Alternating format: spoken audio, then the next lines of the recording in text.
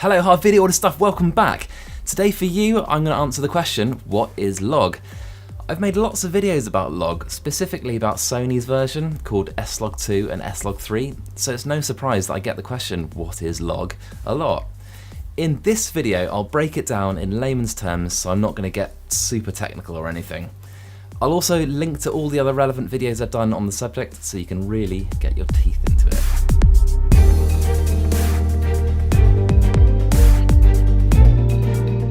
So what is log? Well, put simply, it's an extremely low contrast setting for video that's built into some cameras that tries to retain more detail in the bright highlight areas and dark shadow areas in your footage by reducing the contrast in a really pleasing, interesting way. But how does it work? Well, log is short for logarithmic gamma curve, and put simply, that means the darker the area in your footage, the more the log setting will stop it from getting too dark. And the same goes for the highlights. The brighter the area in your video, the more the log curve will react and try to stop the highlights from getting so bright and blown out that they become pure white no matter what you do with them. What you end up with is a pretty uninspiring looking, very low contrast image that needs color grading to get it looking good. But Harv, seriously, why would you use log if it adds more time to your workflow? Well, for many reasons you might not want to, but log can give you lots more detail in the shadow and highlights that you otherwise might not be able to capture. It's a look that's often associated with that filmic feel. Let me demonstrate. Okay, I'm here in my office and it's a sunny day. I'm using a linear profile and as you can see outside it's completely blown out, it's quite sunny. So what if I try and recover some of the detail?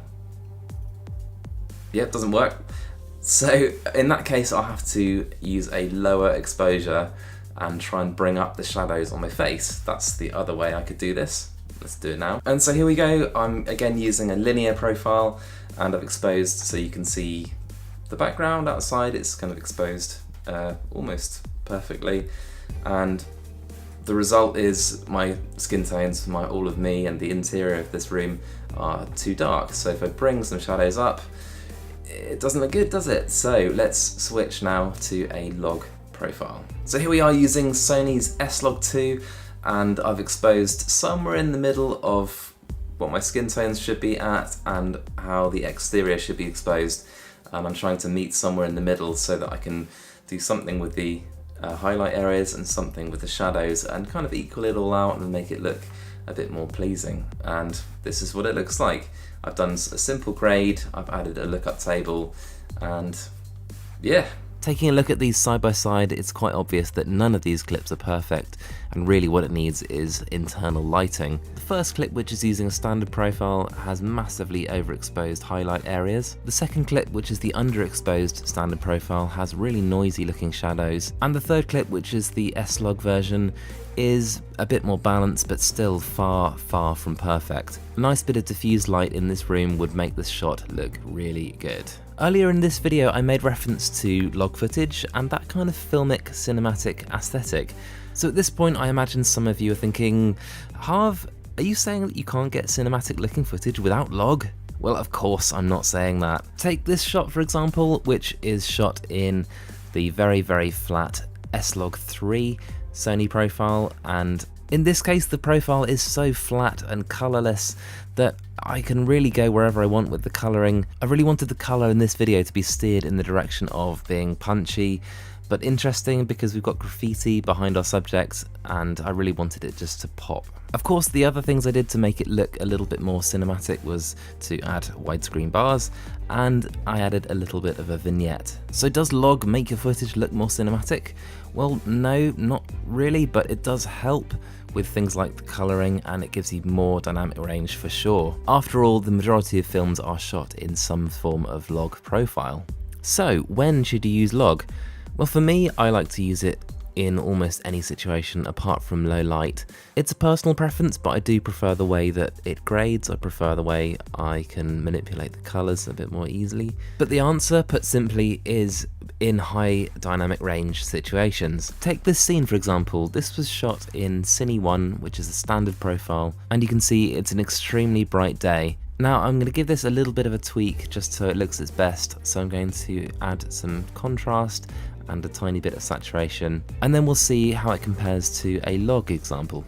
And here's the same clip but in log. As always, log looks rubbish when it's straight out of the camera, but when I add a grade and a lookup table, it really starts to pop. Personally, I quite like both examples. They both look pretty good to me once tweaked, but let's look at them side by side.